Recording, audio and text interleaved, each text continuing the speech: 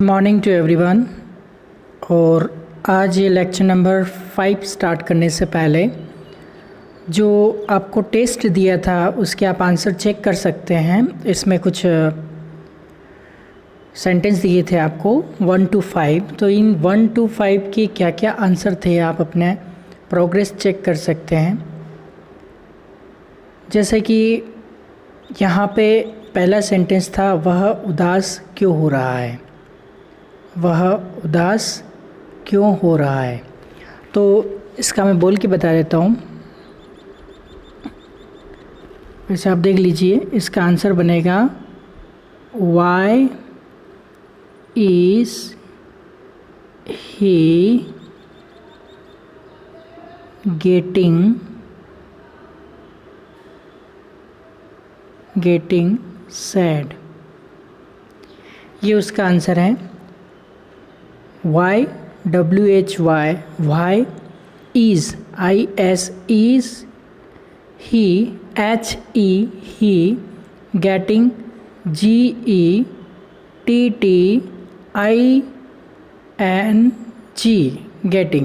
GETTING इसको हम double T नहीं बोलते हैं, इसको हम TT बोलते हैं। गेटिंग सैड मतलब दुखी है, सैड। तो इसका आंसर था why is he getting sad. ये बना कैसे, ये मैं आने वाले लेक्चर्स में बताऊँ, लेकिन आप अभी केवल आंसर टैली कर लीजिए कि उसके आंसर क्या थे। Why is he getting sad. अब दूसरे क्वेश्चन की ओर बढ़ते हैं। दूसरा क्वेश्चन आपका था, मुझे अंग्रेज़ी बोलना और लिखना सीखने जाना है। अब इसका आंसर आपको अभी जो लेक्चर नंबर 4 था उसमें सिखाया, मुझे अंग्रेज़ी बोलना और लिखना सीखने जाना है। तो इसके आंसर के लिए आप आ सकते हो पेज नंबर 10 पे आइए। बुक के पेज नंबर 10 पे आप आ जाइए। अभी 10 नंबर पेज पे इसका आंसर है, वो मैं आपको बता देता हूँ। आपका क्वेश्चन ये था कि मुझे अंग्रेज़ी बोलना और लिखना सीखने जाना है। यही था आंसर, क्वेश्चन यही था। इसका आंसर भी आपको यहाँ पे मिलेगा। अभी आपको बताया था इसको बनाना कैसे है। सबसे पहले मुझे लेना है, मुझे को आई ले लेना है, फिर हैं से हैव निकाल देना है, फिर ना से टू लगा देना है, जा से गो लगा देना है, फिर ने के लिए टू लगा देना है, सीख के लिए लर्न लगा देना है। और ये जो और वाला है, ये पोर्शन सबको लास्ट में रखना होता है आपको। तो अब आपको यहाँ पे आना है। फिर आ रहा है आपका ना के लिए फिर आप टू लगा देंगे, बोल के लिए आप स्पीक लगा देंगे, फिर फिर एंड वाला आप ले लेंगे पहले, और को हम कहेंगे एंड। और ये ना के लिए आपके आ जाएगा टू, और लिख के लिए आ जाएगा राइट। अब क्या बचा, अंग्रेज़ी तो क्या आ जाएगा, इंग्लिश आ जाएगा। तो यहाँ आप देख सकते हैं ये इसका आंसर यहीं पे था। इसका जो लेक्चर 4 में समझाया, मुझे अंग्रेज़ी बोलना और लिखना सीखने जाना है, तो आपका आंसर बनेगा I have to go to learn to speak and to write English. I have to go to learn to speak and to write English. ये हुआ। अब हम बढ़ते हैं आगे। क्वेश्चन नंबर 3 क्या है आपका। क्वेश्चन नंबर 3 क्या कह रहा है। क्वेश्चन नंबर 3 आपका है, क्या तुम इस बार पास हो जाओगे। जी हाँ, सवाल है आपका, क्या तुम इस बार पास हो जाओगे। तो इसका आंसर बनेगा विल यू पास। इस बार को कहते हैं दिस टाइम।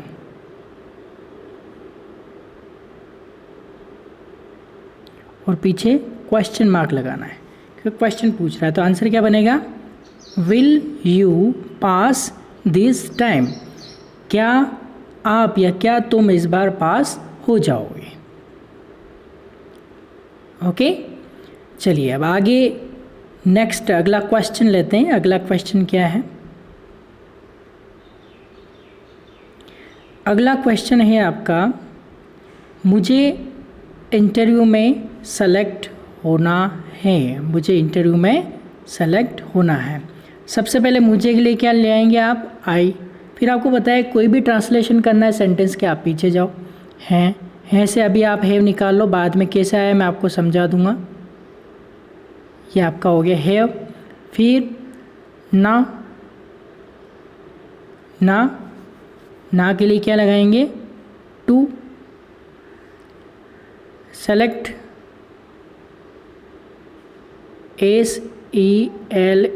SELECT, सेलेक्ट, ये अपने आप में वर्ब है। Select SELECT, select. इंटरव्यू में के लिए क्या आएगा? इन, सॉरी माफ़ कीजिएगा, इंटरव्यू के लिए क्या आएगा? इंटरव्यू में, तो में के लिए क्या आएगा? इन। और इंटरव्यू IN, सॉरी TERVIEW। चलिए कुछ टेक्निकल इशू हो रहा है, कोई प्रॉब्लम नहीं है। तो आप तो इसको ध्यान रखेंगे, I have to select in interview. फिर अगला आपका था, राम ठीक क्यों नहीं हो सकता। राम ठीक क्यों नहीं हो सकता। तो फिर से हम क्यों के लिए आएंगे। क्यों के लिए आप लाएंगे वाई। फिर सकता के लिए कैन, और इसमें नहीं भी है तो इसमें नॉट जोड़ देंगे। Y can't Ram get well, WELL, well, और ये क्वेश्चन मार्क लग जाएगा। तो इसका आंसर हो गया Y can't Ram get well, यानी कि राम ठीक क्यों नहीं हो सकता। इस तरह से आपको इन पांचों के आंसर पता चल गए होंगे। एक बार मैं फिर से दोहरा देता हूँ। वह उदास क्यों हो रहा है? Why is he getting sad. मुझे अंग्रेज़ी बोलना और लिखना सीखने जाना है। I have to go to learn to speak and to write English. क्या तुम इस बार पास हो जाओगे? Will you pass this time. मुझे इंटरव्यू में सेलेक्ट होना है। I have to select in interview, इसको ऐसे भी कह सकते हैं, I have to get selected in the interview. I have to get selected in interview, ऐसा भी आप बोल सकते हैं, मैं आगे आपको बताऊंगा। I have to select in interview, और अगर गेट लगाएंगे तो गेट के बाद सेलेक्ट की थर्ड फॉर्म लगानी पड़ेगी। I have to get selected in interview. तो अगले नियम हमारे यही है कि गेट के नियम क्या कहते हैं, इनको बहुत ही बारीकी से पढ़ना पड़ता है, नहीं तो बहुत ही पढ़े लिखे लोग भी इसमें मिस्टेक करते हैं। अगर आपको ऐसा कहना मुझे इंटरव्यू सेलेक्ट होना, I have to select in interview, और अगर आपको गेट लगा के बोलना है तो I have to get selected in interview, I have to get selected in interview. Ram ठीक क्यों नहीं हो सकता, तो why can't Ram get well. अब इसको अमेरिकन इंग्लिश में कैसे बोलेंगे वो भी मैं आपको बता देता हूँ। जैसे पहला सेंटेंस आपका था, वह उदास क्यों हो रहा है, why is he getting sad. मुझे अंग्रेज़ी बोलना और लिखना सीखने जाना है। I have to go to learn to speak and to write English. क्या तुम इस बार पास हो जाओगी, will you pass this time. मुझे इंटरव्यू में सेलेक्ट होना है, I have to get selected in interview, और you can say I have to select in interview. Ram ठीक क्यों नहीं हो सकता, Y can't Ram get well. So this are the term that we use the American English as well. लेकिन हमें अभी Indian concept सीखना है, पहले उस पर होगा, तभी सालों की प्रैक्टिस के बाद आप भी इस तरह की कमांड हासिल कर सकते हैं। तो चलिए हम आगे सीखते हैं। अब आपको पेज नंबर 11 पे आ जाना है, वहीं से हम स्टार्ट करेंगे। पेज नंबर 11 पे क्या कुछ खास है आज इसमें, इस क्लास के लिए हम डिस्कस करेंगे। गेट के नियम। लेकिन गेट के नियम से पहले आपको कुछ बेसिक कॉन्सेप्ट भी क्लियर होना बहुत ज़रूरी है। गेट के नियम तो हम सीख लेंगे, लेकिन उसके पहले आपको ये पता होना चाहिए कि सब्जेक्ट किसको कहते हैं, वर्ब किसको कहते हैं और ऑब्जेक्ट किसको कहते हैं। ये गेट के नियम जो हैं वो लेक्चर नंबर 6 में आएंगे, लेकिन उसके पहले हमें कुछ बेस कंप्लीट करना पड़ेगा। वो बेस क्या है? वो बेस बहुत ही इम्पोर्टेंट है। तो गेट के नियम से पहले हम कुछ सीख लेते हैं। देखो क्या कहा है इसमें। ये जो गेट के नियम हैं ये बहुत ही चौंकाने वाले नियम। जैसे इसमें एक बात बताई ऊपर है कि मैं आपको बताना चाहूँगा कि आपने अगर ये सभी स्टडी मटेरियल पूरी ईमानदारी से देख लिया तो दुनिया की कोई भी ताकत आपको अंग्रेज़ी सीखने से नहीं रोक पाएगी। और अब हम सीखेंगे गेट के नियम, लेकिन उससे पहले कुछ और बेस कंप्लीट हम करते हैं। वो क्या है? बहुत ही चौंकाने वाले नियम हैं। मैं यहाँ से पढ़ रहा हूँ, आप यहीं से आप आगे देखते जाएंगे। बहुत ही चौंकाने वाले नियम हैं, ज़रूर देखिएगा। गेट के नियम आपके होश उड़ा देंगे, लेकिन पहले 2 मिनट के लिए यह भी पढ़िए। अंग्रेज़ी भाषा में एक साधारण वाक्य को 3 भागों में बांटा जा सकता है। ये 3 भाग हैं सब्जेक्ट, वर्ब और ऑब्जेक्ट। अंग्रेज़ी भाषा में यानी इंग्लिश लैंग्वेज में कोई भी साधारण वाक्य को हम 3 भागों में बांट सकते हैं। Number 1 subject, number 2 verb, number 3 object. इन 3 भाषाओं में हम बांट सकते हैं। अब इनको अगर हिंदी में कहा जाए तो सब्जेक्ट यानी कर्ता, वर्ब यानी कि क्रिया और ऑब्जेक्ट यानी कि कर्म या उद्देश्य। अब इसको कुछ जूम करके देखते हैं। जूम पे देखिए क्या है। अब आपको दिमाग में एक चीज़ बिठानी है कि किसी भी अंग्रेज़ी भाषा को, सेंटेंस को हम 3 कैटेगरी में हम डिवाइड कर लेते हैं। एक तो जिसको हम सब्जेक्ट कहते हैं, एक वर्ब होती है और एक ऑब्जेक्ट होता है। ये 3 चीज़ें किसी भी सेंटेंस में होती है।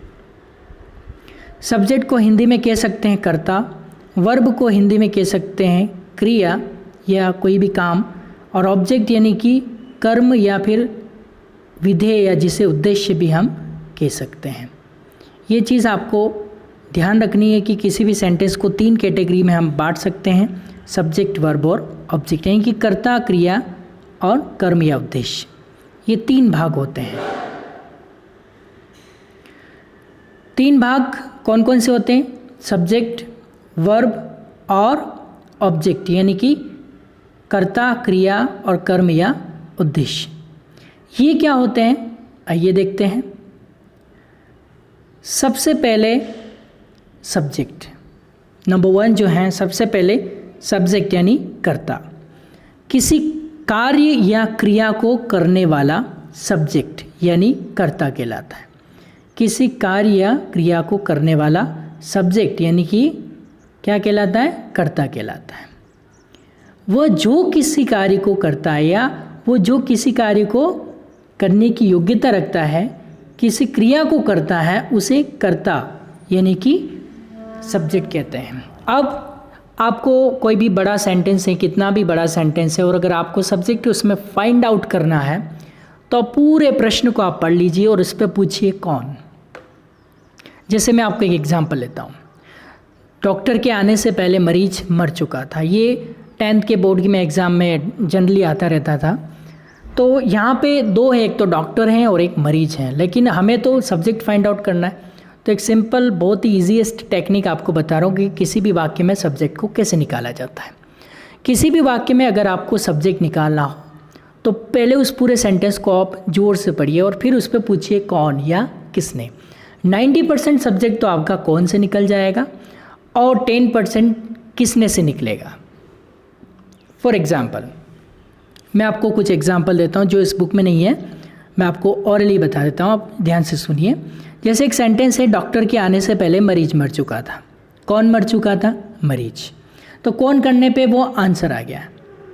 पुलिस के आने से पहले चोर भाग चुका था। कौन भाग चुका था? चोर।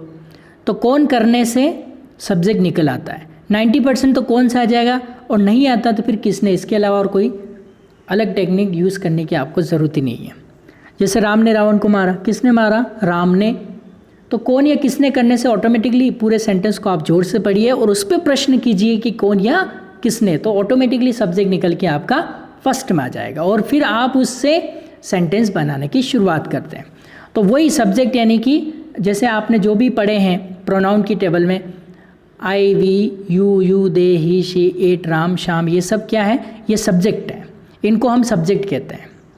अभी बहुत सारे स्टूडेंट का ये कन्फ्यूज़न होता है, सर सब्जेक्ट यानी कि होता करता, लेकिन सब्जेक्ट होता क्या। तो आपने जो प्रोनाउन की टेबल में जो आपने प्रोनाउन पढ़े थे, जो नॉमिनेटिव केस पढ़ा था टेबल के अंदर भी, वो ही आपके सब्जेक्ट है। अब सब्जेक्ट वो आपने 10 सब्जेक्ट वो क्या होते हैं आपको पता ही होगा, पिछले क्लास में भी आपको बताया था। I, we, you, they, he, she, it, Ram, Shyam, ये सब क्या है, सब्जेक्ट है। तो इन्हीं को कर्ता यानी कि किसी कार्य को करने वाला कहते हैं। ओके, अब आते हैं दूसरा हिस्सा यानी कि दूसरा पार्ट, दूसरा भाग यानी कि वर्ब यानी कि क्रिया। क्रिया क्या होती है, सब्जेक्ट द्वारा जो भी काम किया जाता है, जो भी कार्य किया जाता है, वह वर्ब यानी कि क्रिया कहलाती है। सब्जेक्ट द्वारा यानी कर्ता द्वारा जो भी कार्य किया जाता है उसे हम क्रिया कहते हैं, ये बात ध्यान रखनी है।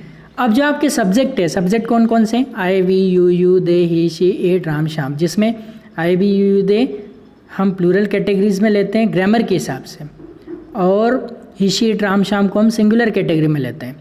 तो यहाँ पे ये सारे क्या करेंगे, वर्ब करेंगे यानी कि क्रिया करेंगे। जैसे राम खेल रहा है तो राम क्या हो गया, एक सब्जेक्ट हो गया, खेलना क्या हो गई, एक क्रिया हो गई यानी कि कार्य हो गया, वो कौन कर रहा है, राम कर रहा है। तो कौन किसने से क्या आ जाएगा, आपका सब्जेक्ट निकल के आ जाएगा। और वर्ब जो है, वर्ब कौन करेगा, सब्जेक्ट करेगा यानी कि कर्ता करेगा। अब हम आते हैं तीसरे पार्ट में, और तीसरा भाग है ऑब्जेक्ट यानी कि कर्म या उद्देश्य। अब आपका जो सेंटेंस है उसमें सब्जेक्ट और वर्ब के अलावा जो सेंटेंस में जो कुछ भी बचा हुआ भाग होगा वो आपका ऑब्जेक्ट कहलाएगा। जैसे सब्जेक्ट आपने ले लिया, ऑब्जेक्ट वर्ब आपने ले लिया, उनके अलावा जो कुछ बचता है वो सब आपका ऑब्जेक्ट यानी कि कर्म कहलाता है। अब सब्जेक्ट निकालने के लिए क्या टेक्निक है, पूरा प्रश्न पढ़ते हैं और कौन या किसने करने तो सब्जेक्ट आ जाता। अब ऑब्जेक्ट निकालने की क्या टेक्निक है, ऑब्जेक्ट निकालने की ये टेक्निक है, पूरे सेंटेंस को पढ़ते हैं, उस पर पूछते हैं क्या, तो क्या करने पर क्या आ जाता है, ऑब्जेक्ट आता है। कौन सब्जेक्ट आता है, क्या ऑब्जेक्ट आता है। कौन बराबर सब्जेक्ट, क्या बराबर ऑब्जेक्ट, इस बात को हमेशा याद रखेंगे। 3 बार रिपीट कीजिए मेरे साथ, कौन बराबर सब्जेक्ट, क्या बराबर ऑब्जेक्ट, कौन बराबर सब्जेक्ट, क्या बराबर ऑब्जेक्ट। सब्जेक्ट निकालना है तो कौन पूछे, ऑब्जेक्ट निकालना है तो क्या पूछे। जैसे राम क्रिकेट खेल रहा है या सोहन क्रिकेट खेल रहा है, गीता क्रिकेट खेल रही है। अब ये सेंटेंस जैसे गीता क्रिकेट खेल रही है, कौन खेल रही, गीता, ये तो आगे सब्जेक्ट। गीता क्रिकेट खेल रही, क्या खेल रही है, क्रिकेट, तो क्या जवाब मिल रहा है, तो क्या आपका क्या हो गया, ऑब्जेक्ट है। एक ही सेंटेंस में सब्जेक्ट भी है और ऑब्जेक्ट भी है।